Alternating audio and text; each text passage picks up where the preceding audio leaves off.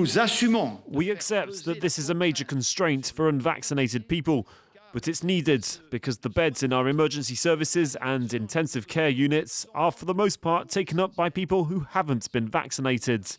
Unauthorised gatherings and alcohol consumption in public places will be banned on New Year's Eve. And we will ask local councils not to organise large-scale events such as concerts or firework displays. Well, earlier we spoke to Dr. Pierre Tattevin, head of the Infectious Diseases Department at Rennes University Hospital. I started by asking him what he thought of the measures announced today.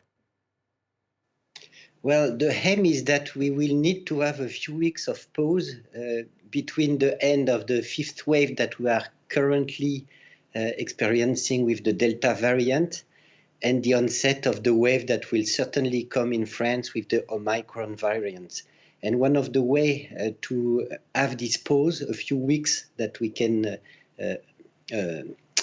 avoid too much cases in the hospital, is to decrease the contamination here and to increase our protection with vaccine. Now, we've also heard as well, there's been some controversy about the vaccination of children. Is it useful to vaccinate young children between the ages of 5 and 11? So this population is not the one that will suffer the most with the virus, but they can suffer, and they are playing a big part currently in the transmission of the virus to their parents, to their grandparents. So it makes sense, especially now that we know that the safety of the vaccination in this age group is quite good. It has been shown in the US, in Israel. So even for the children, the risk-benefit ratio appears to be good. And finally, just quickly, should we be worried about the Omicron variant? Because we are hearing reports that it's milder than Delta. I mean, are we panicking? No, we should never be panicking, but it will probably be a very huge wave if we are looking at what is currently happening in the UK.